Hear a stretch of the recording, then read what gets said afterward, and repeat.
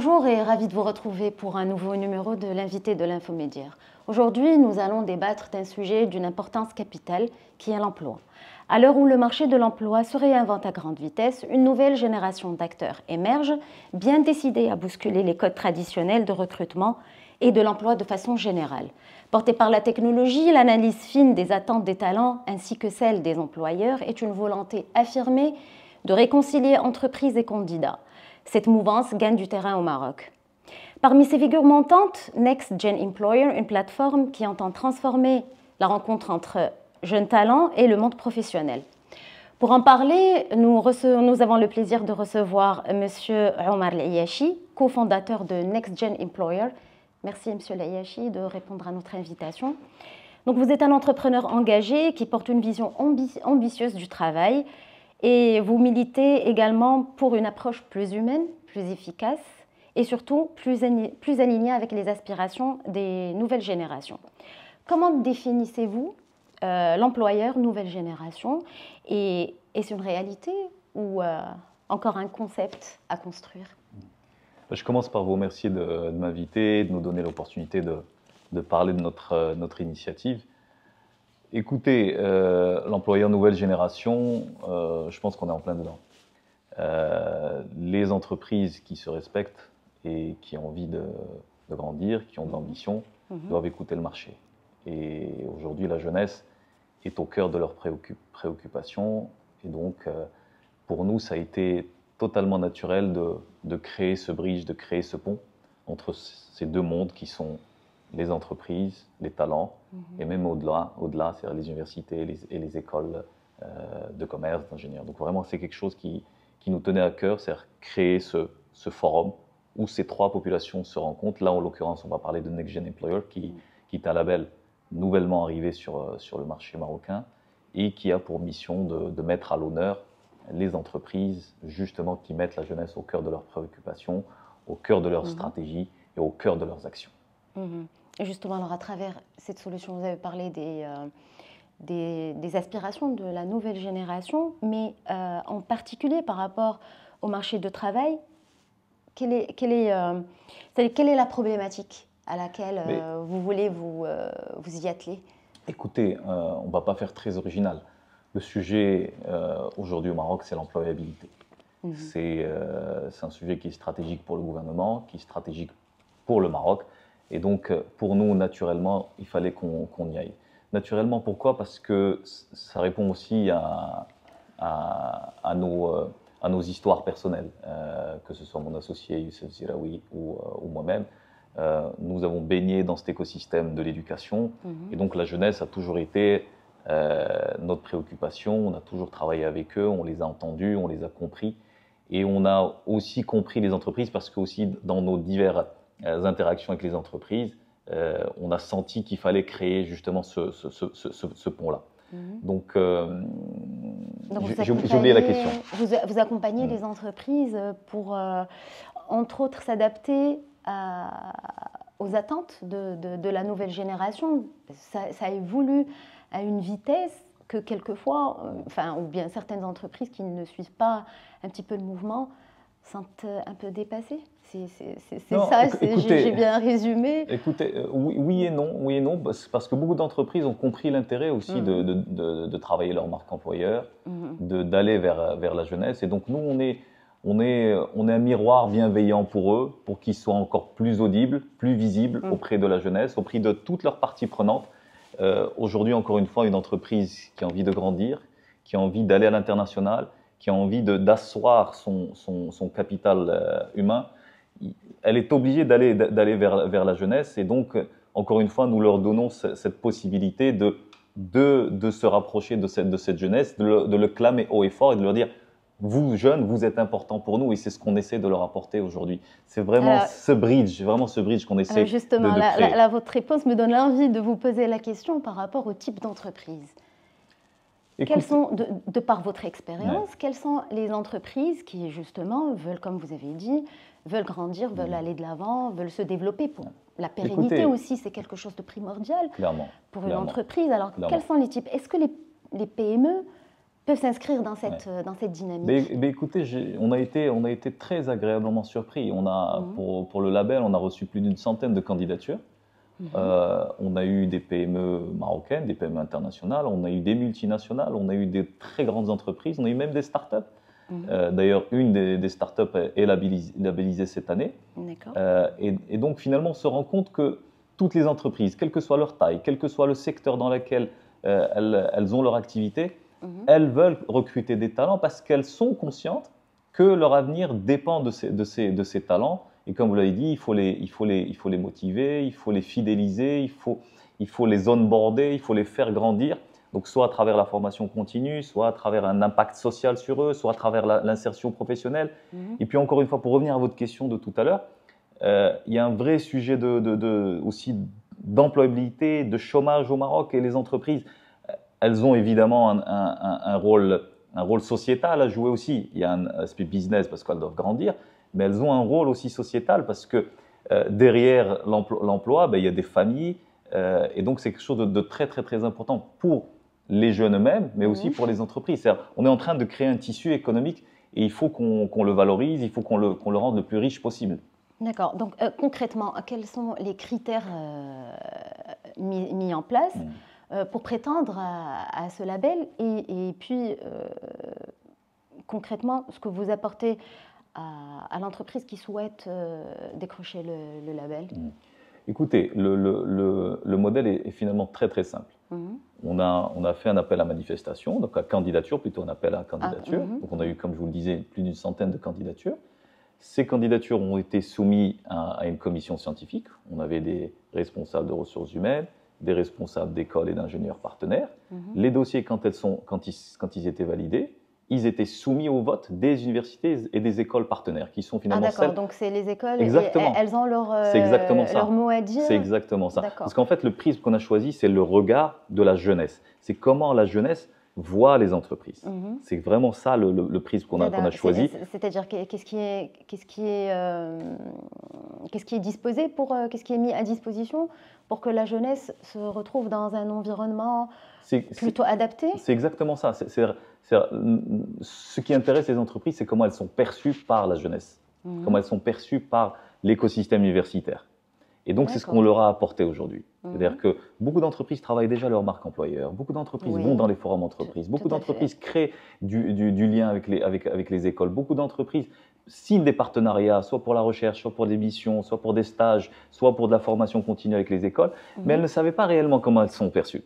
Aujourd'hui, donc, grâce à ce label, puisque c'est le user final qui donne son avis, elles savent. C'est-à-dire quand on voit une banque qui est labellisée Next Gen Employer par rapport à sa marque employeur, et elle sait que ce sont les écoles universités qui ont voté, ça la conforte dans sa stratégie, ça la conforte dans sa manière de travailler avec ces écoles-là, et ça l'encourage à aller encore davantage. Ce qu'on veut aussi, c'est à travers ce label, c'est de créer des locomotives. Les 10 premières entreprises qui ont été labellisées cette année, pour nous, elles sont là aussi pour donner l'exemple aux autres, et on espère en avoir 20, 30, 40, 50 et même des centaines qui soient labellisées, parce qu'encore une fois, pour nous, il est extrêmement important de créer ce lien entre les entreprises et la jeunesse. Alors, mis à part les moyens classiques ou standards que vous avez éventuellement cités, les partenariats et tout le reste, est-ce qu'il y a d'autres alternatives, si j'ose dire, pour attirer davantage cette jeunesse ou de les intéresser, les interpeller? Écoutez, en toute honnêteté, aujourd'hui, les entreprises qui réfléchissent réellement au sujet mettent en place beaucoup d'actions en faveur de ce lien avec la jeunesse.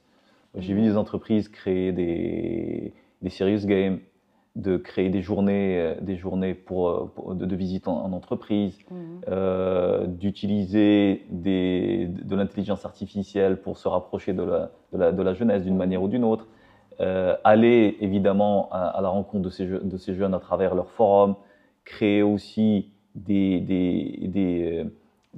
moments où le top management de ces entreprises va venir rencontrer cette jeunesse.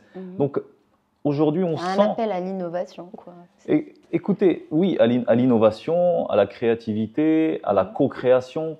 les entreprises aujourd'hui sont friandes de choses ou d'actions qui vont les mettre en lien avec la jeunesse. Et vice-versa. Parce qu'il ne faut pas oublier aussi la jeunesse. La jeunesse aussi, aujourd'hui, elle est tellement obnubilée par des choses qui dépassent un peu le spectre des études et du travail, que elles ont besoin d'être onboardées, d'être embarquées sur des sujets qui vont les mettre en lien avec les entreprises.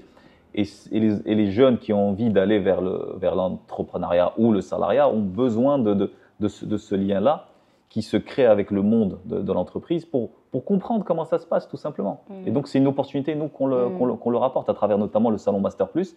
On a des stands des écoles, on a des stands des entreprises et on a les jeunes. On a eu plus de 4000 jeunes qui sont venus. Donc l'idée, c'est vraiment, encore une fois, de créer cette émulation, de les faire rencontrer tous ensemble. D'accord, voilà, justement, j'allais y revenir sur la jeunesse. C'est une jeunesse qui peine quelquefois à décrocher un premier emploi. Ouais. Donc justement, la plateforme, elle aide à franchir ce cap. Ouais. C'est ça, à travers ces rencontres où il y a d'autres moyens qui sont déployés. Effectivement. Bon, déjà, le jour J, quand on annonce les entreprises labellisées et qu'on organise le salon, donc il y a une job fair.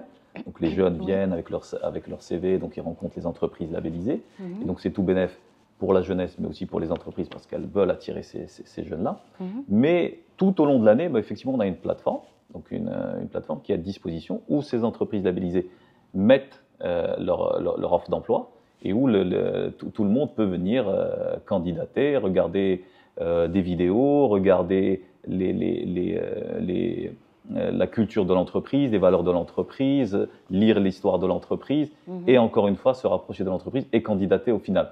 Donc l'idée, encore une fois, c'est effectivement de continuer à créer ce bridge tout au long de l'année, mais de manière digitale aussi. D'accord. Voilà. Donc en fait, vous sentez un engouement de la part des entreprises marocaines qui suivent de près cette cadence, on va dire. Clairement, on est très très agréablement surpris. C'est-à-dire que la première édition des RH Awards, on l'avait fait en testant. On s'est rendu compte que les entreprises sont extrêmement demandeurs de ça. Elles veulent se connecter à la jeunesse. Et donc c'est pour ça qu'on est allé encore plus loin pour la deuxième édition des RH Awards. On a lancé le label Next Gen Employer. Et encore une fois, on a eu plus de 100 candidats. Et donc, ça veut dire que les entreprises sont demandeurs. Et donc, on est là à répondre à cette demande. Et encore une fois, on a envie de dire qu'on est une entreprise à mission. C'est-à-dire que notre rôle, c'est d'accompagner cette jeunesse à se connecter aux entreprises. Et notre rôle aussi, c'est de faire en sorte que ces entreprises trouve un parterre où cette jeunesse est là et qu'elle communique vis-à-vis de cette jeunesse, qu'elle leur clame finalement toute l'importance que cette jeunesse a pour ces entreprises. D'accord, donc pour suivre cet essor, quels sont vos projets? Mais on est très ambitieux. Pour faire évoluer l'activité davantage. Déjà, on est extrêmement ambitieux.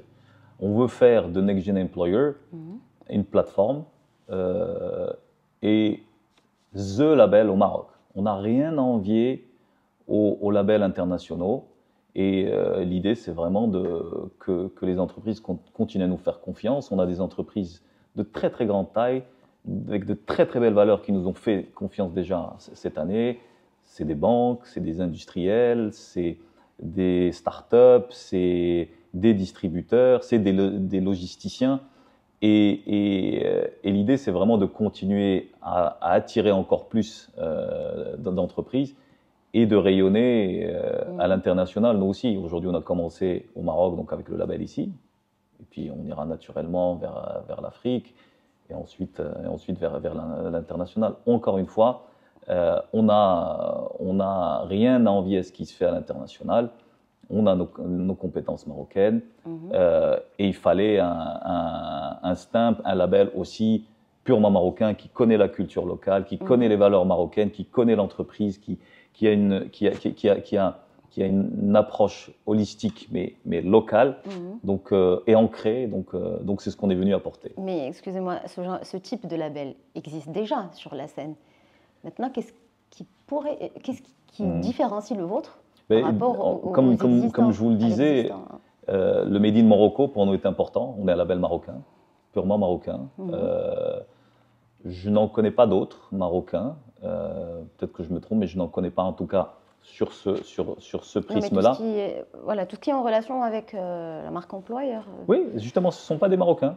Si vous creusez un petit peu, vous verrez que ce sont des labels plutôt internationaux. On n'a rien contre les internationaux. C'est très bien aussi d'apporter cette brique. Mais nous, ce qu'on a voulu apporter, c'est vraiment cette touche, 100% made in Morocco, parce que, bon, que ce soit Youssef ou moi-même, ça fait 25 ans qu'on est dans le secteur. On connaît toutes les parties prenantes, on connaît la culture, on connaît la mentalité marocaine, et on sentait qu'il fallait apporter une brique à l'édifice sur ce sujet-là. Et ensuite, charge à nous d'aller aussi nous-mêmes à l'international ensuite. D'accord, parfait. Une petite dernière question, un peu funny. Comment faire, à votre avis, et de par votre expérience, comment faire le bon casting? Quand on recrute? Oui, en matière de recrutement. Grande question, grande question. C'est plus une petite, finalement. C'est une très, très grande question. Elle est tellement stratégique parce que recruter coûte cher. Coûte cher parce que... Justement, il faut faire le bon casting. Exactement. Coûte cher parce que ça prend beaucoup de temps. Coûte cher parce que si on recrute et 3 mois après ou 6 mois après, cette recrue quitte l'entreprise, c'est un manque à gagner important. Donc il faut reformer, il faut relancer le process. Et aujourd'hui, il y a de plus en plus de startups. Bon, l'écosystème startup, je le connais aussi un petit peu. De plus en plus de startups qui s'intéressent à la HR Tech. Et il y a de belles pépites sur le marché qui, justement, font en sorte de faire un matching de qualité. Maintenant, pour revenir à votre question, je pense que le recruteur doit poser beaucoup de questions sur les valeurs qu'incarne le candidat. Si les valeurs ne sont pas alignées avec les valeurs de l'entreprise, tout de suite, il y a un problème. Il faut voir qu'est-ce que le candidat recherche, c'est-à-dire en termes de carrière, en termes de position, en termes de projet, en termes de... Est-ce que c'est quelqu'un qui est intéressé par l'international, par le local? Est-ce que c'est quelqu'un qui est plutôt stable? Est-ce que quelqu'un qui va vouloir travailler en mode projet, etc. Et sinon, on fait effectivement un mauvais casting. Et puis, de l'autre côté aussi, la jeunesse, où les jeunes candidats doivent aussi se renseigner par rapport à l'entreprise. Elles ne doivent pas candidater juste pour candidater. Elles doivent candidater parce que le poste correspond au profil. L'entreprise rayonne avec les mêmes valeurs que le candidat et que tout le monde est aligné pour pouvoir construire et avancer ensemble. Parce que ce qui se passe très souvent, c'est qu'on rentre et tout de suite on se dit « Ah non, mais finalement, ce n'est pas ce que j'avais compris ». Mais non, il faut bien préparer ces entretiens et être aligné et pas prendre un job juste pour prendre un job. D'accord. Monsieur Ayachi, merci beaucoup pour cet échange. Merci de nous avoir suivis. Je vous donne rendez-vous pour le prochain invité de l'Infomédiaire.